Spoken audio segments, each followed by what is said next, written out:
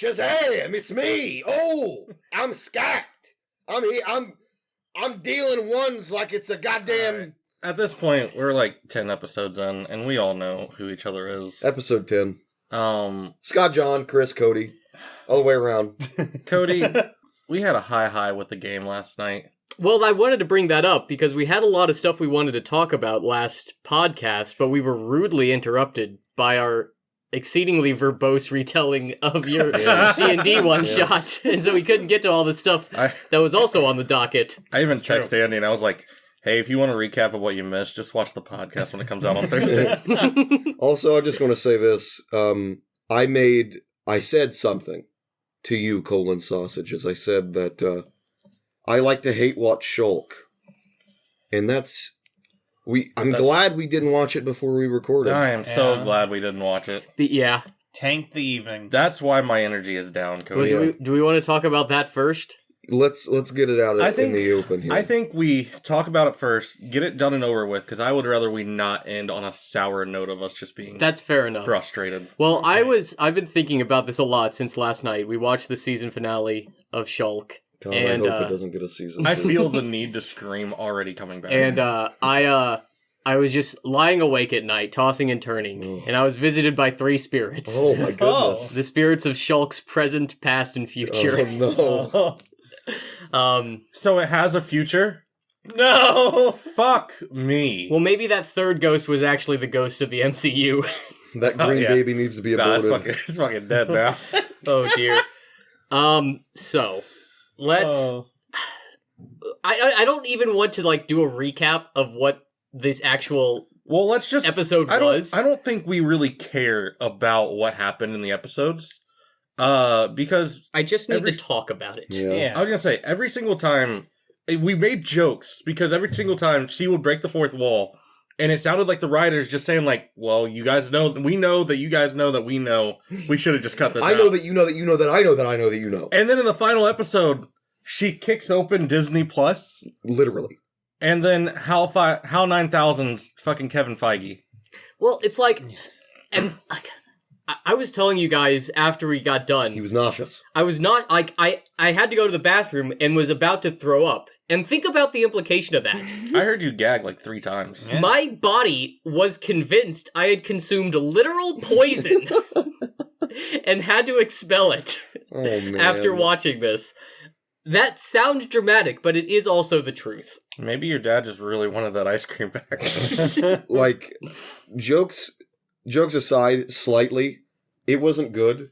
The thing that's really getting me about Shulk, the thing that makes me keep thinking about it and make me hate myself for watching it is, it's like a recursive loop of the show calling me stupid because I watched it in the first place. Exactly. And then I thought to myself, wait, it's like calling me stupid because I kinda sorta like a thing. It belittled you for wanting to like their show. Yeah. You remember in the first episode, in the first 10 minutes, she was like, we know why you're all here. Yeah. You guys want to know about She-Hulk. And then Shulk. Yeah. And then I don't even care. I don't even feel like that was accomplished, really. Well, think about this. So I was really trying to break down the meta narrative that took place in the last 10 minutes of the last episode, where She-Hulk breaks out of her TV show and berates the writers of her show for writing a bad show. Mm-hmm. And I'm like, how meta and self-aware are they trying to be with this? For example, in the last scene where all of those fucking anti-Shulk Redditors are having their little circle jerk party, there is a character in there complaining about Woman Thor. Yeah, Girl Thor, and talking about how she was a bad superhero or whatever, and then he's and it's not because she's a woman or anything, and it's okay, if the next 10 minutes didn't happen, I could think okay, that's really heavy-handed and kind of slimy, but that might have just been the writers blowing off steam. Yeah. Trying to say something, and it wouldn't have been well written or anything, but I can understand wanting to criticize that type of viewpoint. Absolutely. But then the writers write themselves into the show and are aware that they're writing a bad show, which seems to imply that they know they're responsible for that misogynistic discourse. They know they're creating it because the writers know that they're writing the show and they wrote that character to say those things. And then I feel like I got hoodwinked for thinking that that is poor writing. Oh, man. But the thing is, I got tricked, and by complaining about the poor writing, they're like, see? These guys these fucking white men keep complaining about our shows. And it's like, no, but you want me to. You are setting it up. It's like you presented a domino effect. And that was like the purpose. You were like, oh, we're going to set up this domino. And they're going to, when they push it down, we're going to fucking mock them for it. But it's like, they know that they're creating fans that are complaining about the show because they wrote a character in their show complaining about the show. And it's like, what's your game, friend? What's your game, friend? And like, I was thinking about just the incredible amount of simultaneous hubris and insecurity. Insecurity is a good word. They aren't confident in the thing they made. Well, so the thing is, this is my interpretation of the season finale of Shulk, is like, the writers believe that the show is perfect. And to a greater extent, She-Hulk is perfect. Mm-hmm. Because She-Hulk fixes, quote-unquote, fixes the end of the show. And it's like, so they know that they wrote a bad show. I'll say that. Shulk is a bad show. And it's not because I think it's a bad show, it's because the writers told me in the last episode that it's a bad show. And they need She-Hulk to dimension hop into our universe to fix it. But so instead of just writing a good show, they write a bad show and have their character fix it.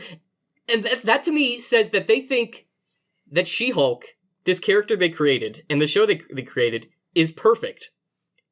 And that it's like, oh, no, you think that there are flaws in the show? Yeah. No. It's just because we, as writers, are imperfect creatures who could not live up to the expectations Unlike of Shulk. writing a perfect show. And it's like, why would you... I don't think Chris has said anything since we reset and did a different intro. It's like, the character is so perfect that the writers will admit in canon that they are shitty writers before they let the audience believe that the character might actually have any flaws. flaws. You wrote this down. I was thinking about it a lot. I couldn't go to sleep. And it's like, why would you do that? Well, you made a good point, too, in one of the episodes, I don't know. The characters in the show are like having like a round table discussion with Shulk. It's like a group therapy type of thing. Mm-hmm. And Shulk comes to the realization through this group therapy that she's actually awesome. She's incredible as Shulk and as Jin. And Jin's great. It's not just Shulk. She's Jin and Shulk, and that's great. And all these simps in the circle around her are like, no, you're great. And it's like, it's so transparent that that's the writers talking. Well, let's take a minute to step back. Because where else did we hear basically that same line? Was Spider-Man No Way Home. Yeah. When they were saying it from character to character. And To we love that. Andrew Garfield. We love that. That's a good point. They did do that. But they didn't also have those Spider-Men stop the movie and then go to the writer's room and belittle the creators of the show for making a bad show.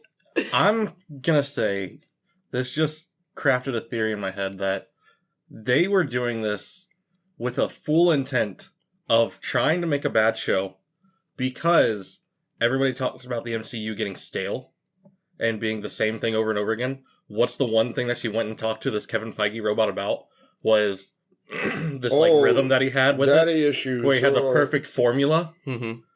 And it's like, are they trying to make her like the people's champion? That's what it sounds like. So But Chris, say something, for God's sake. Hey, I'm Chris. That's I'm great. just kidding. That was John. but no, it's exactly what you said. Like, Shulk goes and talks to Kevin Feige robot and says, no. You wrote a bad ending to this show.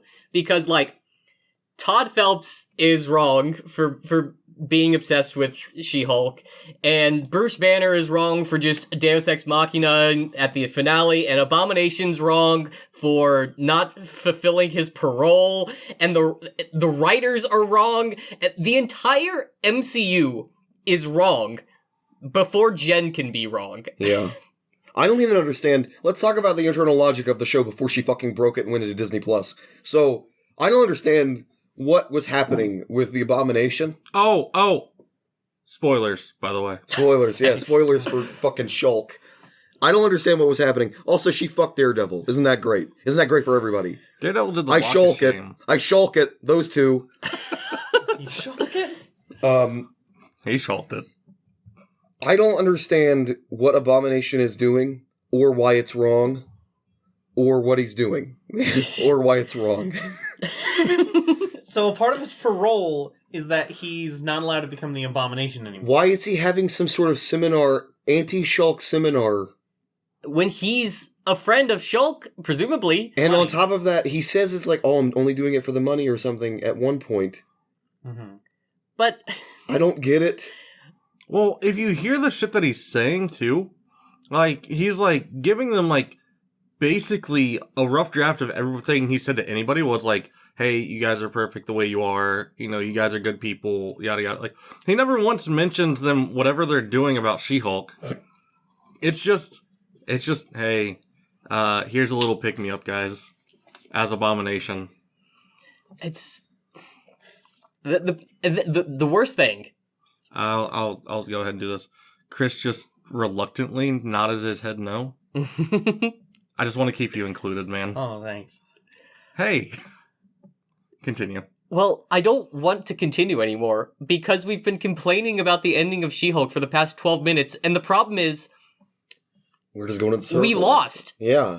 They wanted us to sit here on our podcasts and complain about the ending of She-Hulk because they made a bad show and admit that they made a bad show. It seriously makes me look at myself and think, what a fucking idiot. Exactly. I can't wait for... Because that's what they're saying to us. Look at all these chumps complaining about our show. Like, and they're just, yeah. I think I'm done with Marvel. But I cannot wait to hear about the end of Phase 8 when everybody remaining in the Marvel Universe does some Lego movie shit to take on Kevin Feige and save the world. But, like... Oh, do you think he's going to be the next supervillain? He's going to be the final villain. He's going to be the final Thanos. I'm just a fucking asshole because I happen to be a little bit interested in the idea of how they integrate the X-Men into the pre-existing MCU. I'm the fucking asshole because... She-Hulk also mentioned the X-Men. That's what I'm saying. God. Wow, dude, she's so awesome. What I'm saying is, like, they point at that stuff and they're like, oh, what about the X-Men? And I'm just like, fucking... I wanted to like this show. Like, I didn't even really hate it that much. Like, it wasn't good, but, like... It was fine. It was fine. And I think I gave it a lot more of a benefit of the doubt than you guys did. For sure. But at the end of it, I still come off as the bad guy because I didn't like the ending. Because they didn't want me to like the ending. I don't want to talk about it anymore. Is that enough content for the podcast? 15 minutes? 15 minutes, rant about Shulk. Final capper for me is, it makes me feel bad for already liking something. It makes me feel like the thing that I like doesn't even want me to fucking like it. Exactly. I feel like a fucking idiot. Chris, what are your final thoughts? Like, I wasn't hating the show. I wasn't. I kind of enjoyed some moments. Yeah, there were bits there, especially Yeah. I liked the wacky court shit. Exactly. And so I was like, all right, of course it has some bad qualities to it. What doesn't? But it's not a bad show. There's definitely a group for this show Just most of my friends aren't. I'm not even that. Really, I probably liked it a little more than Cody did. You're so open-minded. And then, when it's just like everything's happening, I'm like, okay, of course they're going to just ramp it up entirely to the point of no return because they're like, well, it's our final episode. We don't know if we're getting a season 2. To throw everything, throw everything. That is an underspin. It's a bad writing advice, but it's an understandable writing advice, right? But to then stop it, which is fine. I don't know if I'd say that. No. To stop it, and just so the character who has been breaking the fourth wall can collect themselves, that would be a thing. And then she can then go around to everybody and like figure out the actual problem and get through it. But no, instead, like we've been saying, all those qualities that you did like about the show don't matter because there was stupid writers doing stupid things. All the things you didn't like about the show were intentional, so then you would hate the show. So then we would be right about you hating the show. And then everything you did like about everything you've watched up to this point for the past 14 years? Well, shit, so fuck you. Exactly. So I think I'm with John on this one, and that I'm done. Oh. Powerful closing statement. Yeah. I don't... Let's talk about Fan something. theories, Let's huh? talk about something else. We talked about fan theories 2 fucking podcasts ago, and Cody wasn't there. I wanted to be there. He wanted to be there. Because I have some thoughts about this. As I have thoughts about many things. Yeah, many absolutely. thoughts about many things. You have any fan theories about Shulk? Scooby-Doo? Oh, no, no! Honestly, I think a better explanation of Scooby-Doo is that they're draft dodgers trying to make their way to Canada. Yeah, sure. That Solving mysteries along the way. Do they make money solving the mysteries? I have no clue. It's all off the table. It's probably cash. Good point. And they're probably getting like reward money from like bounties. Yeah. Wow. Oh my god. This just became way more interesting. Scooby-Doo bounty hunter. Scooby-Doo is a dog who's a bounty hunter. So So it's just Dog the bounty hunter. Dog is actually, or Scooby-Doo is actually Dog the bounty hunter's father. You know what? Ah. I had a thought. Speaking of Dog the Bounty Hunter, doesn't Tiger King look like Dog the Bounty Hunter, like if he had been dried like jerky? Yeah, I can see that a little bit. A little bit. By Tiger King, you mean Joe Exotic. Joe Exotic. Yes. Yeah. Just in case anybody didn't know him by his title. He is the Tiger King. Is he back in prison? He is still in prison. Okay. I think Oh. he was. I think he got COVID. Oh, whoops. Maybe. I don't remember. Hope you get better, In King. prison? Yeah, it got really bad actually in prison. COVID was really going Wow. crazy. So I have I have a meta theory about Okay. fan theories. Ooh. And that there are different levels of theories. Oh, God, you're doing some She-Hulk shit. And there are good fan theories, there are fun fan theories, and then there are just bad fan theories. Mhm.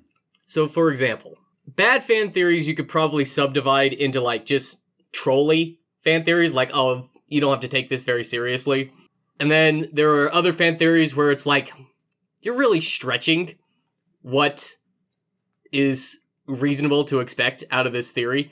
And then another bad fan theory is one where it attempts to excuse bad writing Yeah. or plot holes. Any kind of fan theory that attempts to post hoc fix a plot hole in a piece of literature, I think is a bad fan theory. An example.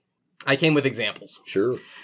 There is a fan theory that in Harry Potter, Quidditch doesn't make any sense. Hmm. Because the chasers can score goals that are 10 points each, but if you catch the golden snitch, that's 150 points. And it's like, that scoring makes no sense. Because the chasers are completely irrelevant. And the reason it's like that is because Rowling wanted Harry to be able to win the Quidditch match. Because he was Seeker, he would be able to score all the points needed to win any match that she wanted him to. And it's like, that's the reason it's like that. It's a poor writing, But that's the reason. And so the fan theory is like, no.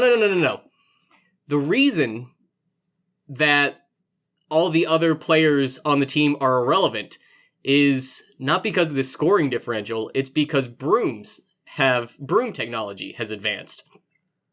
And it's like, brooms a long time ago used to be a lot slower, and so it used to be really, really difficult to catch the golden snitch. And so in the world, it's described that some Quidditch matches can take days or even weeks Similar to finish. And so it isn't until recently with like the Nimbus 2000 and the Firebolts that are just so fast that the Seekers can catch the golden snitches so much quicker that the Chasers have kind of gone to the wayside. Are you saying that Harry Potter wasn't special, but his broom was? Well, I'm going to say his this. broom made him special? To push back on this shitty fan theory, I think it works exactly as intended. I think the spirit behind it is that the Chasers are supposed to be so good. And, like, if you score 15 times, that means if the other person gets the snitch, it's a tie. Mm-hmm. So, that's why, like, there's a skill gap doesn't matter unless one team is so insanely better. There's than a the other. tactic there where you have to stall for time if the other team has a huge lead. Mhm. Well, and Their Seeker could have the snitch, but, like, if I catch it, the game ends and we lose. Exactly. And that's actually the linchpin of the subplot in Goblet of Fire when they go to the Quidditch World Cup, that the Ireland's Chasers are so good that Bulgaria could never catch up even if they catch the snitch. And so I understand that this fan theory makes sense. Sure. Crumb was the best Seeker in the world. He was, but not as good as the 3 Ireland Chasers. So the fan theory makes sense. It explains. I just finished rereading all the books, so it's all fresh in my mind. But the fan theory works, but it's also objectively not true.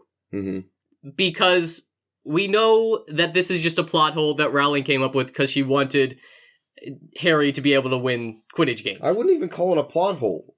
It's just the way it is. The game is silly because it's wizards. It's silly.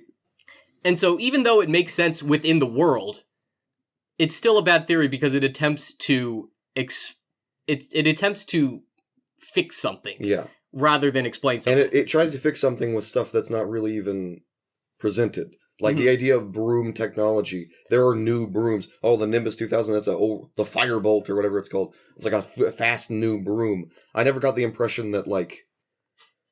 I never got the impression that brooms were improving. It was like... He was... I want this expensive, cool new broom, because it's an expensive, cool new broom. Exactly. And it's like... It's not a good theory unless it's plausible that it could have been in the author's mind while they were writing the story. Mm-hmm. And it's like, no, that wasn't in her mind when she was figuring out the rules of Quidditch. Another example of a bad one. Scooby-Doo took place during the Depression. Well, that's a bad one. Depression. That's just... That's bad because all of the evidence is just circumstantial. You know, if Chris was here, I bet you he has so much to say. Yeah. You know what? Whoa! Ah! This reminds me. He must have flown on the Nimbus 2000. Those Nimbus 2001. Oh my god, that's so much faster. In which media, you know, It's they one always faster. have like flying brooms and stuff. But I always like the one where somebody like gets on a vacuum cleaner and turns it Hocus on. Pocus style. Yes. Do you think they call Love it those. hippogriff power instead of horsepower? That's a good question. Probably not because horses still exist. Right. But they can't fly. Also true. Mm-hmm. Hippogriffs They can't, also though. can't Yeah. drive. I don't know if you knew that. It'd be really hard to get their hooves on the gas pedal. Yeah. I feel like they could You reach. could design a car specifically for a horse. What if the gas pedal was I don't for care that about guy? how you feel about fan theories. I want to hear Are there some cars of in your fan BoJack theories. Okay, Horseman? go. Well, so Yes. another one. Here's a fun fan theory. All right. Which it's like, this doesn't have any in-text evidence to support it. It's just fun. Sure. So I'm a fan of these. in The Princess Bride, the movie, Yes. there, when Wesley is in the pit of despair, and the albino comes and is like cleaning him. Wesley's the pirate? Yeah. Okay. Have we all seen Princess Bride? Yeah, Do we know what it's we're talking been- about? Princess Guide is the Princess my name Guide, yeah. is Amiga Inigo Montoya. Montoya. Yeah. And then like It's been also so long since I and watched also it. like when he's like climbing up the rope and the guy's like, I'll just wait on you. And he's like, no, you don't have to. He's like, well, I'm here to kill you. Right. And they're like, well, that puts a damper in our friendship. Do you want me to help you up? Well, you're gonna kill me Yeah, once I that's get what up it there. I really like the exchange. You seem like a good person. I hate to kill you. Yep. And then Wesley's like, you seem like a good person. I hate to die. But when Wesley wakes up in the pit of despair and the albino nurse comes and is checking in on him, the albino, he's talking in like this really raspy voice because Wesley's like, "Where am I?" And he's like, "You're in the cave of despair. Don't even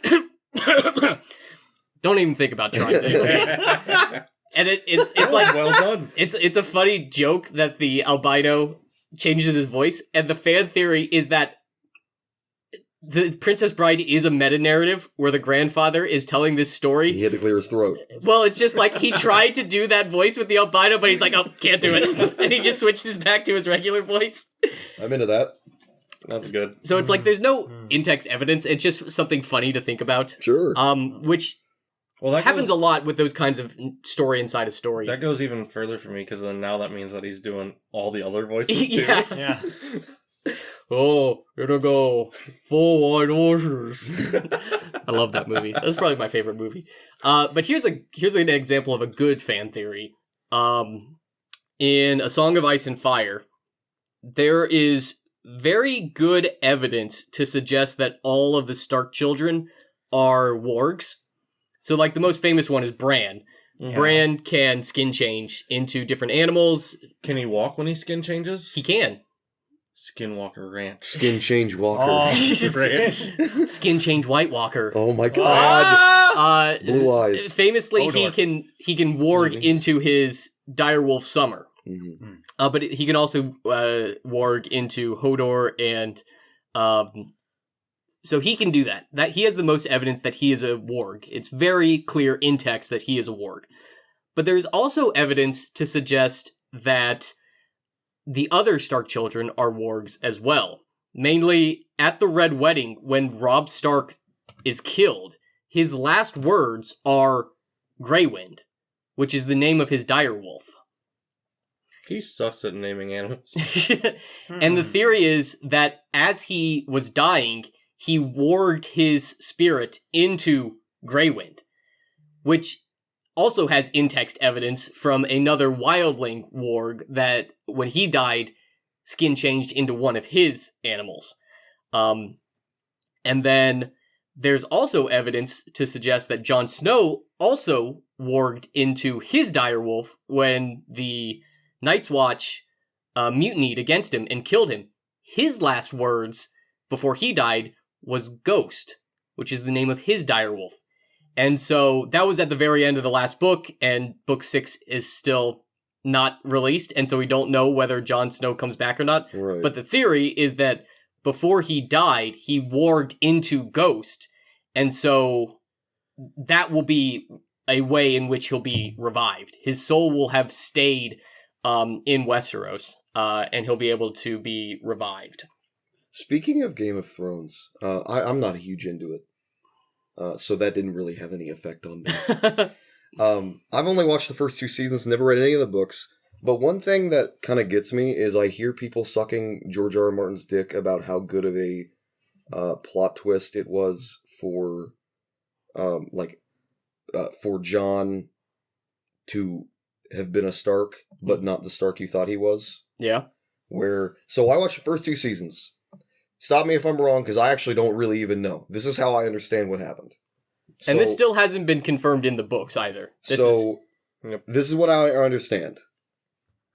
We, as the audience, it's presented to us to say that Ned had a bastard child in the form of Jon Snow with some bitch. Yep. While he was off in Robert's Rebellion. We also learn The official that, story.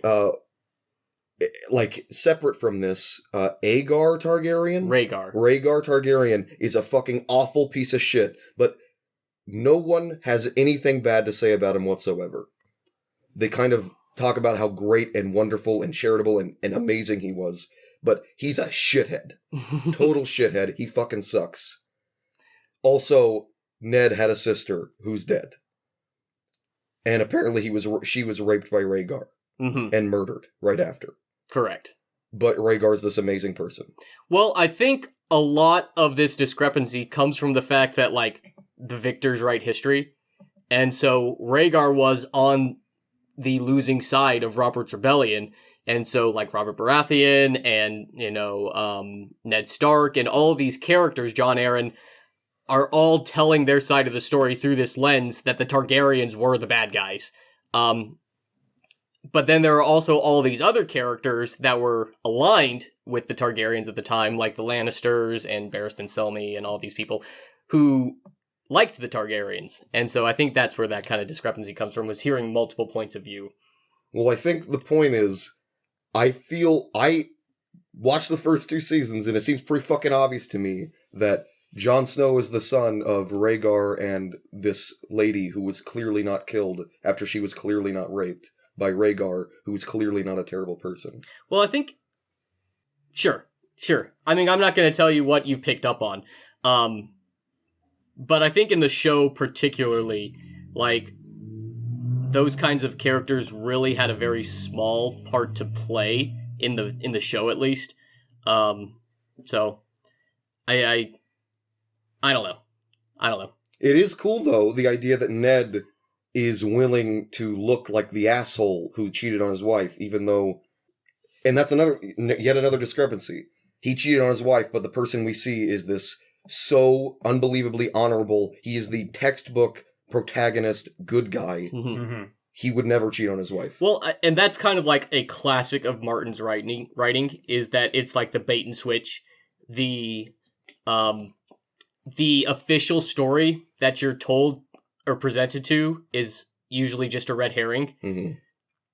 So we know that Ned isn't Jon Snow's father because that's the first explanation to Jon Snow's parentage that we're presented with. And it's like, well, no, that's just not how he writes his stories. It's always something more complex and nuanced. Mm-hmm. So it makes sense for you to suspect that there's something more to it.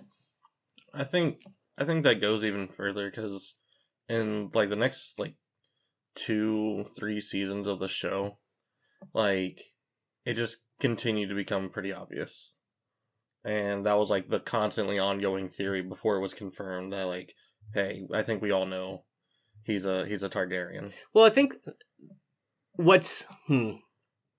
it's difficult for me to say how obvious it should have been, just because, like, people have been discussing this for literal decades, and, like, famously, George R.R. Martin wouldn't even let them create the show unless the showrunners could figure out who Jon Snow's parents were, and this was before, like, the show came out, this was before most of the book came out, because I think the first book came out in, like, 93 and they got or something. it right, presumably. Presumably, yeah. So I've been looking at some of the fan theories of A Song in Ice and Fire, and because there's been such a long gap between books that it just all of this fan base is just stewing on all of these different plot lines, and it's like you look into this, and the show is like you could make 5 shows with the amount of stories and plot lines in the books. It's so complicated, and since Jon Snow's parentage in the books hasn't been revealed yet, and it's been 10 years since the last book, people have come up with all of these different, like, alternative parentage timelines, where they're like, no. Rhaegar and Lyanna being Jon Snow's parents is just too obvious. So it has to be something else. But the only reason it's obvious is because people have known that Rhaegar and Lyanna were Jon Snow's parents for, like, 15 years, and they don't have any new information to go off of. And so it's just like they're spinning their wheels. And they're like, it's actually so obvious now that that's actually the red herring, not all of the other explanations that were presented. Do you think he'll shuffle it up like that when he gets to it in the books? I don't think so, although there's probably a good what's the word? A good explanation as to why he's taking so long to write this book. Either it's just so complicated that he's written himself into a corner and he doesn't know where to go, or it's so many people have guessed what's coming correctly that he's trying to rewrite it in a way that makes it plausible. Absolutely. I feel like he's constantly going to be stuck in that hole, though. Exactly. Because, like, he's always he's gonna sit there and rewrite it, and then he'll Google and be like, GOT fan theory, this and this, and be like, fuck, somebody already figured that out. I think that's impossible. Like, the idea, that makes me hate George R. R. Martin, this fictional idea we just came up with him. Yeah. Like, the idea that he has to pull the rug out from under you. Mm-hmm. Just tell a story. Isn't like the point of foreshadowing the fact that there is pleasure in guessing it right? Yeah, exactly.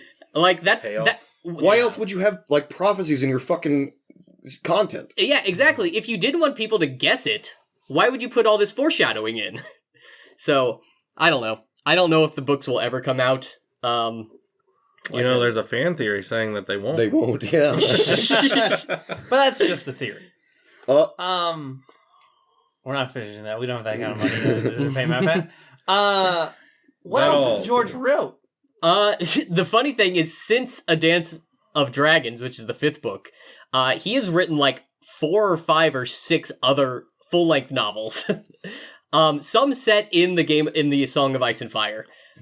It's just like... but he hasn't finished Winds of Winter. First of all, every time I see like the abbreviation that people have for A Song of Ice and Fire, which is like AS, yeah, and like the first 30 times I saw that, I'm like, what the fuck is a saga? A saga. Like, I'm like, is this like a country? What the fuck is this? And then it took me like, and I'm the kind of person who, if I see it in passing, I don't think anything of it until it comes back around. And then once it's annoyed me so many times, I'll go find the answer.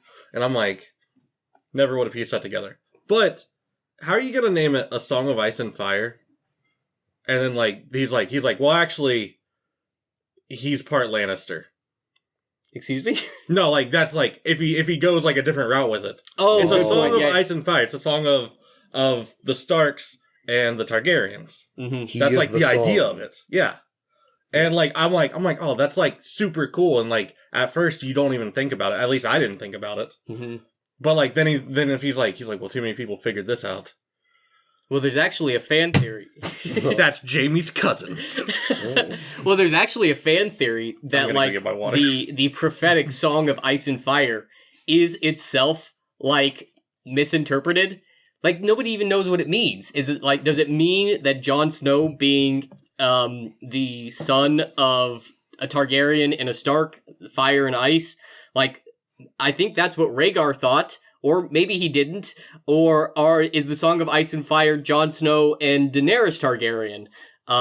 Jon being a Targaryen, or Stark, and her being a Targaryen. It's like it's fan theories all the way down. Mm-hmm.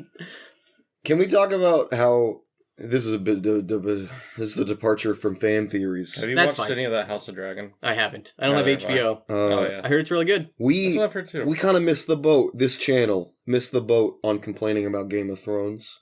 Yeah. I want you guys, you two, John and Chris, watched Game of Thrones. You didn't really, Chris. Yeah. John, I want you to just complain about it. You want me to just complain about it? I want to hear. I haven't really. Cody very quietly. You watched it? Why do you think I'm talking about all I this? thought you just read the books. No. The books didn't go all the way. I'm working my way through the books. I honestly didn't know you watched it. Yeah. Oh, I was right there in the thick of it, complaining after every episode. How do you feel about the character assassination of everybody's favorite one-handed man, Jaime Lannister? I felt very bad. Yeah. And I felt so bad that I started trying to justify it to myself. Did he throw up? No, so not She-Hulk bad. It wasn't She-Hulk bad. And funnily enough, me coping with the ending of Game of Thrones is what led me to this kind of water off a duck mindset of where I don't want to get attached to any media. I've never heard that. Water off a duck's back. Their feathers are designed in such a way that they're waterproof. I get it. I actually used that phrase like a day ago. Really? Yeah. Was John there? Yes. Oh, I didn't hear that. it would have been weird if he wasn't there. But yeah, me dealing with me being so angry about the ending of Game of Thrones made me kind of have like this midlife crisis where I'm like, why am I so upset about a 25 television years program? A quarter life crisis, maybe. But It could be midlife. You don't know.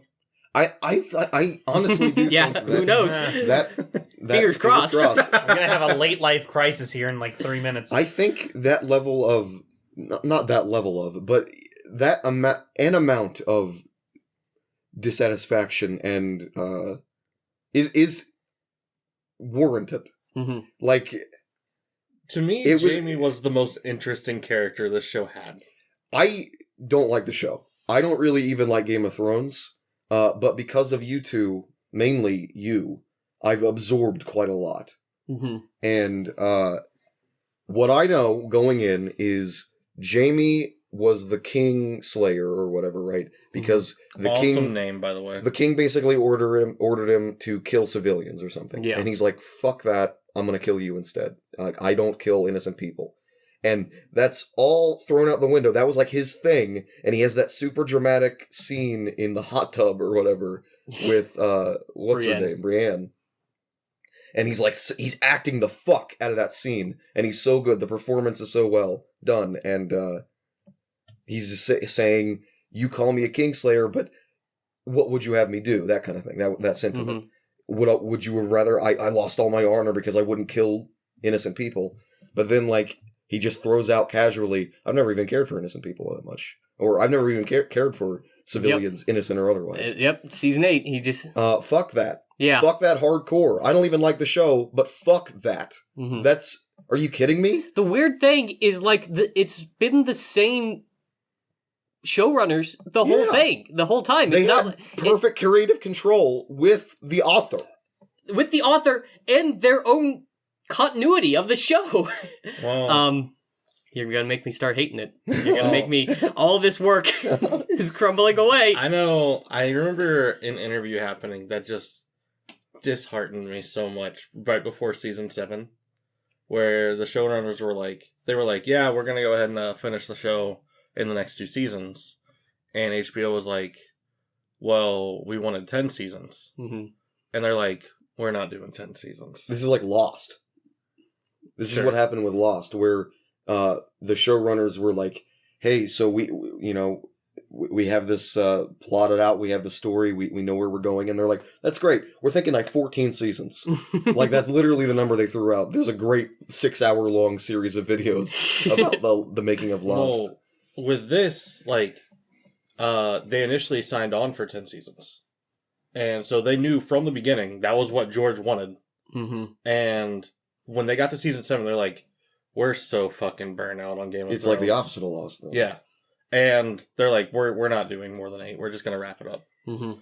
And you see Half that. seasons too. Yeah. 7 and 8 were only 6 Only, like, episodes. 6 episodes long. And they tried What? to, yeah, Mhm. they tried to sell season 8 by being like, every episode's going to be like an hour and a half long. It's going to be like a full fucking season. And then like the first episode was like an hour and a half, and everything else was like 50 minutes. I had no idea about that. Yeah. That is fucked up. Yeah. I hate that. They, man. Like Breaking Bad has a season that's like 21 episodes, I think. Mm-hmm. And that's my favorite season. Well, I mean, like, we talk about the character assassination of Jamie. Honestly, I was most disappointed with the Night King, man. Yeah. Yeah. You had 6 seasons of blue ball torturing badass dude that's like horrifying, and you don't even know anything about him really. What's his motivation? Exactly. Why is he? You know, Why is winter coming? nothing. And we never learned it. Nope. And you don't. And then he just shows up to House Stark, and fucking his dick falls off. Yep. And He just loses. It just seemed like they built in... They... I don't know if George R. It's all about the thrones, baby. I don't know if Martin was like part of this process or not at the end. Was he? Do we know? I don't think. know. I think he was like, "Hey, here's a rough idea of what happens." And then, like, as soon as season 8 came out, he's like, "When I write these, like, it's probably not going to be the same." Yeah. Anyway, they have like a funny name, the writers. D&D. D&D. It's like D&D. We're worried. They wanted this built. Wait, what? Like their names are 2 Ds or something. It's like I don't remember. It's like Du Bois and David or something. I have And no the idea. girls? The boys Anyway. and the girls. Nice. Nice. They like were worried about how to solve the problem they set up. Mm-hmm. So they had this like built-in, I don't know, maybe the book will be like this too, I don't give a fuck. But they had this built-in self-destruct system where, if you kill the white that's in charge of the walkers, the walkers disappear. So if you kill the white that's in charge of all the whites and all the walkers, they all fucking disappear. Mm-hmm. Like, that's dumb as fucking shit. I don't know. It's not a problem. It's like sorry, they talked about how the stronghold, the Winterhold, never fell. Mm-hmm. You could hold it with 100 men, and like that was like foreshadowing. Is this the wall, that was the foreshadowing. No. It was like Winterfell. Winterfell, like where the Starks were at. Oh, at the very when Yeah. they kill the zombies. And it's like, oh, that's it. That's foreshadowing. Like, to me, that means that like the whites are gonna come in, they're gonna fucking stomp them, and like that's gonna put them in this like, we have no hope, we're gonna lose, like Westeros is gonna be taken away, and you hit that like bottom pit. That's like that really good storytelling motif where it's only up from there. It's the comeback story at that point. Mhm. And that's what the final season should have been, in my opinion. Yeah. Or second to final season, and then they could have just dogged it out for whoever got the fucking throne. Are you alright? Yeah. You're just really quiet. You are extremely quiet. Because I stopped watching after... I mean, so did I, but I still have stuff to talk about. You hung out for a couple more seasons. You and I For like a watched. season. You and I watched the last season with John. We watched the zombies attack. I only remember the one episode, and the only moment that I remember is when she killed the... I just God. got mad again. The fucking. Arya? Yeah, when Arya killed the... It was season 8 was 6 episodes. Yeah. We watched like most of it, I think, Yeah. together. That was you and I. episode 3. Was the attack on like Yep. Winterfell. fucking 4 of the episodes I saw in that season were just people talking and saying nothing. Yep. It was a lot of McQueen and like remember that whole bullshit with I don't remember the names. Auntie. I don't remember the names of the people, but the redheaded lady Stark. Mm-hmm.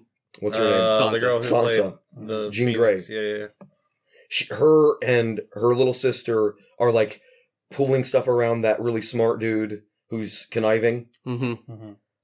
Littlefinger. Yep. And like It's none of that talking fucking about his mattered. dick. None of that fucking mattered. Why did I see it? Why was it happening? Why were they pretending to the audience like they were turning on each other? Yeah. But they were pretending to Littlefinger like Littlefinger was the one doing it. And it didn't matter. Like 2 fucking whole episodes were dedicated to that shit. It didn't matter. The best part... 6 about episodes. The best part about the last 2... I think season 7 was only like 6 as well. It was like 6 or 7. It's Yeah. insane to me. But I think the best part about the last 2 seasons was the Battle of the Bastards.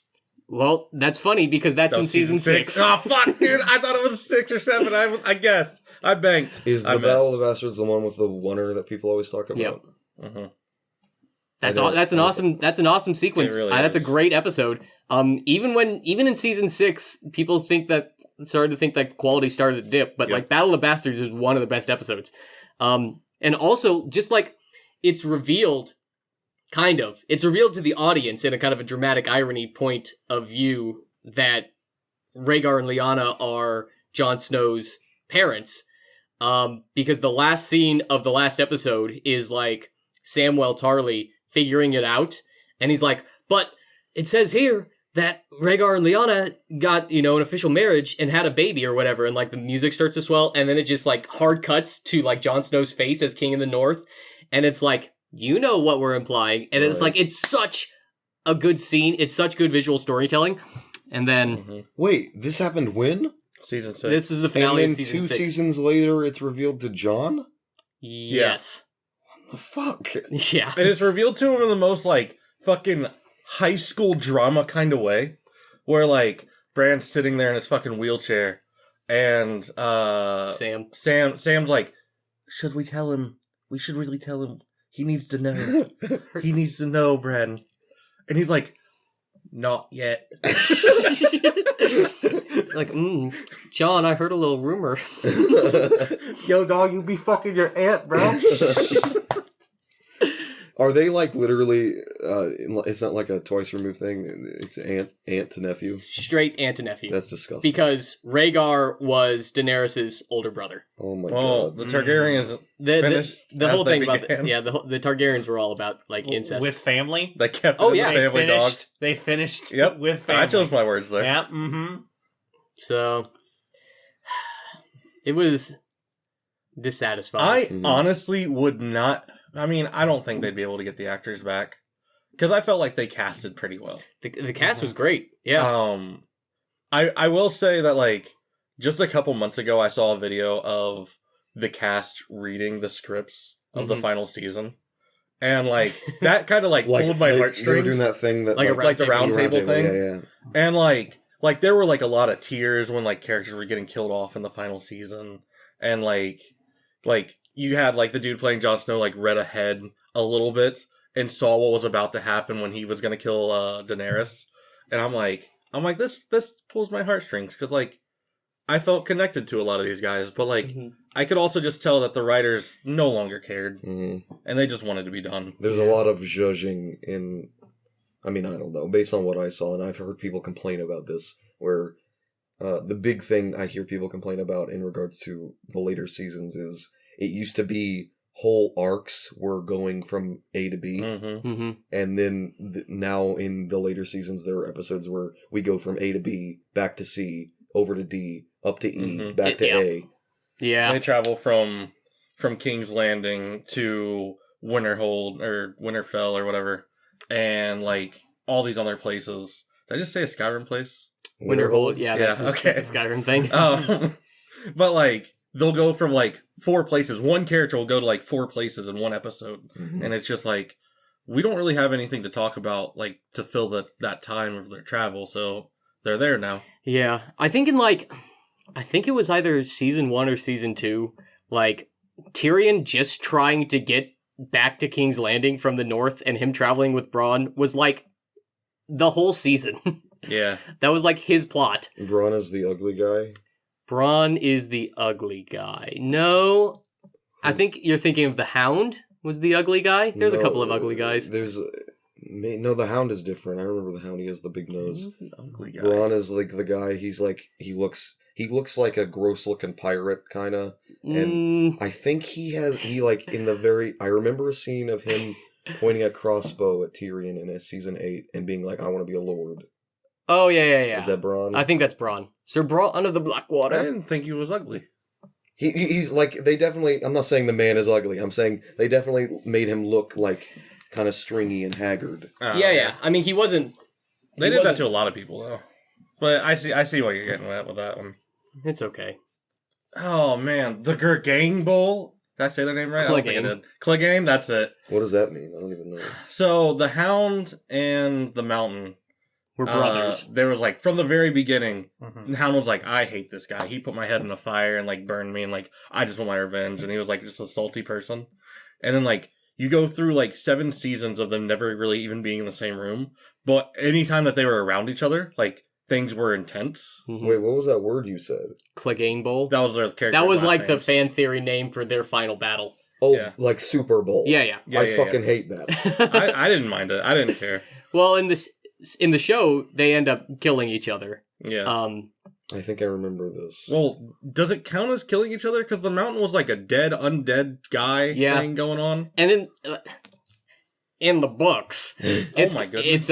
it's completely different. Like in the books, well, in the show, it's like the whole what was Sandor Clegane's arc. It was just violence and vengeance is just his whole life, and that's how he died. He died killing his brother. And it's like, is that a satisfying arc? Not necessarily. Whereas in the book, it's never revealed what happens to Sandor Clegane. It's assumed that he dies when Bran of Tarth fights him to rescue Arya. But in the books, it's heavily implied that that Sandor Clegane went to stay with this like monastery on this island called the Quiet Isle. This is the Hound. Yeah, the Hound. And he becomes like a repentant monk, known as the Gravedigger. Ooh. Like the monster truck. Yeah, exactly. Because Brienne goes to this island called the Quiet Isle, and she sees a very large man in like white robes digging graves, and like he like pets a dog or whatever. And she has like some conversation with like the head of the monastery, and like Sandor Clegane comes up and she's like, "Is he dead?" And he's like, "The Hound is no longer living," or something like that. Something ominous, and it's like. That's where again, it's just a fan theory, but it's there's a lot of in-text evidence of it. Mhm. And so the idea is that this man whose whole life was just violence and hatred towards his brother finally found peace in this and repentance, and then that's just where his story ends. Yeah. He's just digging graves on this island as a little monk, and he can let go of all that pain from his previous life. I like And that. I love how, like, they kind of had something like that in the show, where, like, he found a place where he was finding peace, Mm-hmm. and then they're like, nope, Yep. and they just slaughter that whole village. Yep. Do you have a fear? A theory? Do you A do you have a scary theory, theory? that you like that elevates a piece of media? Well, I mean, those theories, even though they're basically canon at this point, I think elevate them because they don't change the story or anything. Mm-hmm. They just Add context. They just add context and yeah, they just like you said, elevate it. I think I feel the same way. It also- about the It also doesn't treat you like a fool, like a damn fool. Like a where it's Shulk like fan. yeah, like a Shulk fan. It doesn't stop the story to explain what's going on. It's like, oh no, you have to figure this out. It's not just going to come out and tell you it. But there's enough clues to make you think that that is the truth. So I feel the same way about the two theories I presented in 2 episodes ago. yeah, I feel like I don't know, I came up with one of them, at the very least, all by my lonesome, but I found the Back to the Future one on the internet, and I love that. I love that it just adds a layer of depth to a place that wasn't there already. Like, he was just kind of a wacky scientist. He didn't really have a character. At least he didn't really think about it. But that little fan theory just adds quite a lot of depth to something that was hinted at already. I disagree. Oh? Not to shit on your parade, but I didn't care for that theory. Where he tried to kill himself? Well, it's fine if he wanted to kill himself, but why would he want to kill Marty? Well, I think it's just, it's one of those, that's just to explain why he was there. The thing is, why would he put himself in front of the DeLorean? No, I understand. Well, I mean, this is the probable explanation is because Robert Zemeckis probably thought that would be a very cool shot. It was. But in the story, you're right. It is an odd thing for him to do. But it'd be even odder for him to want to kill Marty, and that would introduces this whole like psychopathic tendency. Well, that's the thing as well, right? I think there's a kind of recursive loop where, and this I think ties the whole thing together. Not so much the sequel, but I think the Doc Brown we see is the Doc Brown we see the whole movie. Okay. So when Marty goes back in time, the Doc Brown we see, that's probably why they're friends in the future. Oh, I see. Because Doc And Brown this- in 1955 met a guy named Marty, and then 30 years later started. In 1985, the reason we get the best version of our 1985 is just everything clicked or whatever. Like, that's why this is a movie. Mm-hmm. The reason we're seeing this part as a movie is because this is the one that worked the best. I see. And I don't know, that's dumb. But that could explain why he's trying to kill Marty. It could be as simple as just saying, Oh. again, it doesn't matter. Point Yeah. is, I like that it makes me think that Man. way just a little bit more. That's that kind of circle that happens that just like makes the right side of my brain hurt. Where it's like, oh, it's like Doc is friends with Marty because he met Marty in the past. But then The only reason Marty was in the past. went back to the past and became friends with Doc. So then the cycle then recreates itself back in 1985. I kind of love those like in Lost. There's something I really like. There's time travel in Lost. Spoiler alert. And There's like an item, right? Yeah, there's an item that has no origin. Mm-hmm. So there's a character named Locke who meets... John Locke. Yeah, John Locke. He meets a character, and the character... I can't remember the character's name. He, like, lives on the island and gives Locke a compass. And is expecting... He gets the compass, and Locke's like, oh, thanks for the compass. And then later on, Locke meets that character, but the character he meets, it's the same guy, but he meets him at an earlier time, and a much earlier time. And Locke gives him the compass and is like, here you go. Somebody's going to need this later. And so that character, I think his name's Richard, takes the compass and meets baby John Locke as a kid. And is like, and it places all these objects in front of them because he's like testing John Locke's magical ability with the island. And he thinks John Locke is special. So he places all these objects in front of him, and one of them is the compass. He's like, it's like a test. And the kid's like, oh, I like this one. And he picks like some thing, some knife fighter, I think. And the guy's like, no, that's not right. And he gets all the objects, and he was mad because he didn't pick the compass. But then we go back to the future, and finally Richard realizes, I gave him the compass. So he gives it to John Locke. And then John Locke goes back in time with the compass and gives it to Richard, who then tries to give it to John Locke as a kid, but he doesn't take it. I see. The compass has no origin. Yeah. Here's why you're wrong, though. Oh? Oh! Wow. Holy shit.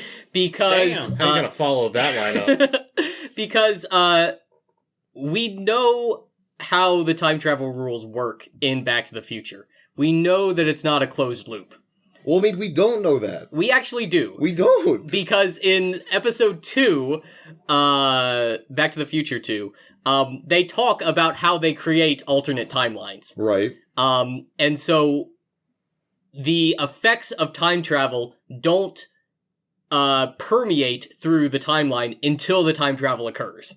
So there's no way that 1955 Doc Brown could know Marty until Marty went back in time in 1985.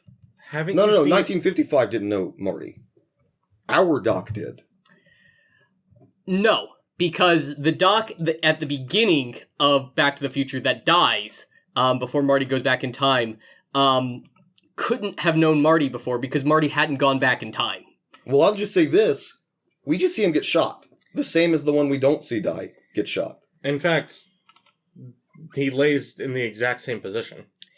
Our Marty even freaks out in the same way. But we didn't get to see what happened right after that, because we see that happen at the end of the movie. But we also know that in 1955, Marty wrote Doc a letter that changed the timeline, allowing Doc to know to wear a bulletproof vest to that night, October 26th, 1985. I'm saying that the version of the movie that we see, Doc is in this recursive loop of Marty going back in time, altering things, going to the future, inventing time travel, going back in time. And Doc is the one who's always... The movie we're seeing, the reason Doc is friends with Marty is because Marty goes back in time and meets with Doc. No. And the movie we see is the best version get a pen and paper? Of the time travel. When Marty writes that letter and Doc writes it, it creates an alternate timeline. That's what I'm saying. No, I don't think it does. I think that's like the bricked timeline.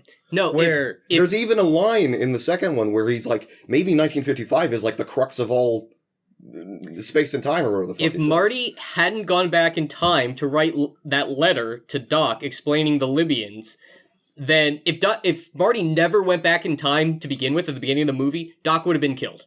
He would have been dead. Because Marty hadn't gone back in time to change the timeline to let Doc know to wear the bulletproof vest to stop the Libyans attack. We know. You're assuming we're idiots. We know. We're saying it's a recursive loop. I'm saying it's not, because... There's nothing to say it's not, though. Yes, there is. The movie we're watching is just the best version of the events. That's why it's the movie. The Doc in 1985, at the beginning of the movie, did not know Marty in 1955. By Marty going back in time, he creates an alternate timeline where Doc in 1955 now does know Marty. But you're just saying that. What if the version we're seeing is an alternate timeline? How do you know that? Because Because in Back to the Future 2, they explain how timelines They work. explain that if you muck around with the timelines, you create alternate timelines. But What if the version we're seeing... what if we're not seeing the first time this has happened? Exactly. No, and I'll tell you why.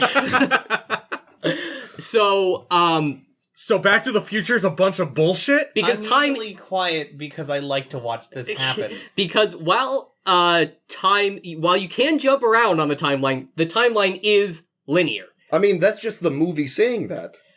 I agree. That is what the movie says. But it's like... but and to argue differently. He doesn't even say... He's not... I'm saying the way he explains it in episode 2, in part 2, doesn't mean that this can't be the way it is, because that's also a different doc. You guys want to watch Back to the Future after this? I think we need to watch it.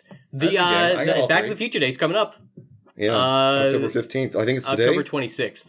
Isn't it up 15th? No. October 26th, 1980. Are we certain? The 15th. It probably got changed when they went back in time. Nope. Went back to the same time, 10 minutes before. Why do I alone think it's the time, Molly. 2015? That's why There I think you it's the 15th. Now Cody's making me feel like an idiot, just like Shulk. Oh, I'm sorry. Well, in my headcanon, What if it was? they have this Time somewhat Mall. perfect loop. if you want your fan theory, That's my It's, that's it's my not thesis. it's not even a perfect loop. The point is, he goes back in time. That we saw a different Marty go back in time when our Marty, the one we followed throughout the movie, that Marty is going to have his own adventure no. because he's going back in time to he went back in time to a different. You're making me want to scream. So he's at A. Our Marty, let's assume movie Marty is the original timeline, the beginning of the movie is timeline A. Yeah. Goes back in time to timeline A, creates timeline B. Timeline B Marty goes back in time to his now altered time. I understand what you're saying. But the timeline is linear, and once we get past the point at the timeline at the end of the movie, once that Marty goes back in time, we're past that point in time. But he didn't go past that point in time. He went to the exact same point where our Marty went. I think. No, what I'm saying is the Marty we've been following sees that other Marty go back in time, and then we're past. We're moving Oh, yeah, forwards. yeah. We're for moving sure. forwards. With our Marty. With our Marty. You misunderstand what I'm saying then. I'm saying there's been a perfect recursive loop of Martys continually going back in time, back and back and back, where our Marty is just one of the billions of Martys that have done this. I mean, possibly, sure, maybe. Because that's clearly a different Marty. He grew up in a totally different world. Maybe, possibly, sure, could be. But the thing is, you're not going to see any of those recursive Martys show back up in Marty Prime's timeline because they're all in different alternate universes. No one's saying that. What I'm saying is Doc always meets a Marty in 1955. There's always a lighthouse. There's always a DeLorean time machine. And that's I'm saying the reason he's friends with a fucking 18-year-old kid or whatever is because he met him when he was in 1955. In 1955. Always. Regardless of the state of the timeline he's in, because and then we that always Marty see Marty go when back. he goes back to 1955 is going to find Doc because he knew a Doc. And it's going to change everything. Except he doesn't recognize Marty in 1955. Yeah. Yeah, because that's the Because first time he when he meets meets him. It's the first time they meet. Except they meet in 1985. Our Marty. Yes. Our Marty meets him in 1985. Meets future Doc in 1985. Not 1955 Doc. Marty meets 1955 Doc because he knew him in 1985. 1955 Doc finds Marty because he knew him. He finds Marty in 1985 because he found him in 55. Gotcha. That's what we're saying. So I feel like... Are we in agreement, or are you going to tell us we're wrong again? Here's the thing. I feel like my upper hand in the conversation is slipping, so I think we should probably End of call the episode. podcast. Yeah. Because we're at an hour 10. Here's a thought. Does that mean that Marty is his mother's favorite child? So I want to ask the commenters, how do you feel about the longer episodes? There are times where I feel like I could talk for a long, and this isn't one of them. Ad nauseum. I feel kind of ill, not because of this conversation or anything. I'm still kind of getting, I'm taking medication because I've been sick, and I just don't feel so great, if I'm honest. I feel a bit shaky. Colon sausages, Monsi, D-Lee Griff. D-Lee Griff, if you want to weigh in, or any other viewer, if you want to comment. Spencer, if you want to come back to the stream next time. Spencer was there for the last I one. want to know. Yeah. I want to know how you guys feel about like the longer episodes. If you're okay with that. I'd prefer to keep things close to an hour. Yeah. Less than an hour and a half. I'm cool. Yeah, I'm cool with that window. Anyway, Host? I like them long. no. I bet you do. Talk I us bet out. you But do. what about the podcast? Oh, Well, nice. guys. Hey, can we get like a triple high five real fast? Triple. Get your hands down. Oh. Yeah, that was pretty good. Wow, Well- we're fucking idiots. This has been In the Buff. Goodbye, everybody. Bye. Thank you guys. Bye-bye.